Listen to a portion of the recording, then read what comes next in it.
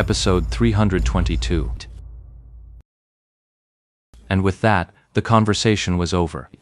After getting an email address from the Misty Rain Guild leader, Ye Shu immediately sent over the guide. It was based on Concealed Light's research, with new strategies he'd added and mentally tested to be flawless.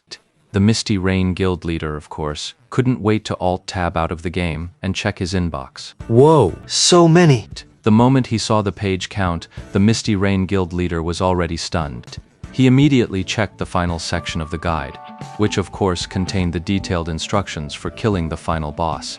The Misty Rain Guild leader checked and found no ridiculous content like one-shot the boss. Only then did he flip back to the beginning to read. The Misty Rain Guild leader was a veteran among veterans. While he couldn't compare to Ye Shu, a single glance at the guide was enough for him to mentally fill in the gaps. After scanning 2 pages, he found nothing amiss. Let me take another look. The Misty Rain Guild leader switched back to the game and greeted Lord Grimm with a nod. Go ahead. Ye Shu wasn't worried. The guide itself was flawless. A guild like Misty Rain, backed by a professional club, valued its reputation too much to go back on its word. All he had to do now was sit back and wait for the materials to roll in. Later, the Misty Rain Guild leader did come back with a supposed issue, but the problem, unfortunately, lay with the guild leader himself, not the guide. He asked, listened to Ye Shu's explanation, and had a sudden crystal-clear realization. Every time he came, it was awkward.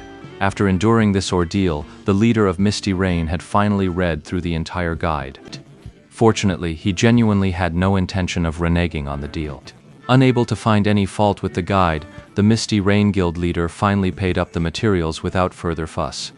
Ye Shu let out a long sigh. Selling these guides really wasn't as profitable as selling his own skills. But now, he had no craft left to sell. After the transaction was complete, Ye Shu checked the time. It was almost 11, nearly time for his shift to end, so he logged out of the game and spent the next few minutes casually browsing the web. On the forums, that kid Concealed Light couldn't wait to officially launch his foolproof guide for the One-Line Gorge dungeon. This dungeon guide, longer than any previous boss guide, made many who wanted to take a look balked. But the tide of mockery finally began to ebb. In the replies beneath the guide, voices of awe and admiration started to surface. This is a world of difference from the treatment the boss noob guides got. Concealed Light was on QQ, thanking Ye Shu profusely, and emphasizing that the next dungeon record strategy they'd tackle would be for the Blazing Forest. Back at the Tyranny Club, the 3 pro players Han Wenqing, Zhang Xinji, and Bai Yanfei didn't linger in the game's workroom after finishing that match. They turned and headed back almost immediately. Without a doubt, it was a thoroughly unsatisfying match for them. As for Zhang Xinji and Bai Yanfei's side, the 4 Zhang Yu were no surprise. And while Han Wenqing was facing his old rival Ye Shu clearly wasn't going all out. No, it wasn't that he wasn't going all out, he wasn't even trying at all. If Ye Shu kept this up the whole match, Han Wenqing could just chalk it up to him being out of practice since his retirement. But the problem was, Ye Shu had just displayed a flawless head dismantle, one that even Han Wenqing couldn't counter. Is this guy just trying to throw the match? So he couldn't be bothered to take it seriously. Why? Zhang Xinji couldn't figure it out either. Judging by his actions today, he clearly wanted to lose. That man never does anything without a purpose. He chose to lose without hesitation, which can only mean losing was more advantageous for him. Han Wenqing continued. Or perhaps he realized he simply couldn't win. In that case, he didn't need to agree to this match, so from the moment he accepted, he'd already decided to lose.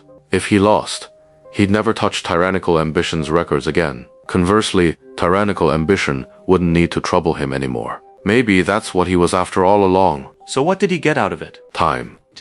Zhang Xinji was taken aback by Han Wenqing's words. In that moment, he seemed to grasp something.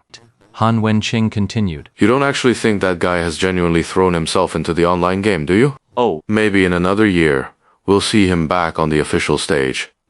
Han Wenqing said, then suddenly looked down at his right hand and clenched it into a fist. Back at Tyranny's online gaming studio, everyone was still standing there, completely stunned. As Han Wenqing and the other 2 were leaving, Zhang Yu finally mustered the courage to rush forward and ask, just who is Lord Grimm? During the match, while no one could hear what Lord Grimm was saying, everyone noticed Han Wenqing's words. It was clear they knew each other. Yeah, sure. Before leaving, Han Wenqing dropped Ye Shu's name. Of course, Zhang Yu and the others were shocked, utterly and completely shocked. How could they have ever imagined that Lord Grimm was actually someone as formidable as Ye Chu? But they felt no reverence for Ye Chu. He was tyranny's sworn enemy. Still, the skill of their arch-rival was universally acknowledged within the pro scene. Zhang Yu and the others finally realized that the one who had beaten them to a pulp was actually a god-tier player like Ye Chu.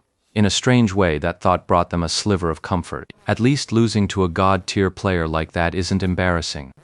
And the captain finally got them their payback, which had them all fired up. However, some plans had to be changed once again.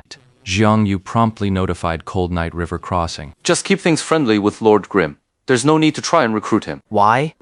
Night Crossing the Cold Pond was puzzled. The guild leader had just made a decision, and now, not even a few minutes later, he was suddenly changing his mind? Do you know who Lord Grimm is?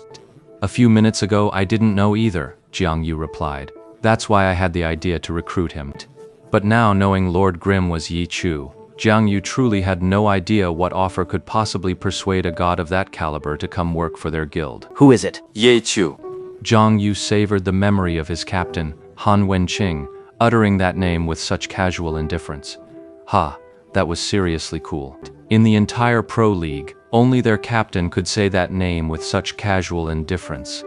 Zhang Yu really wanted to mimic that tone. Sadly, all he could do was type out 2 words, hoping Cold Pond at Night would sense a hint of that cool detachment in the text.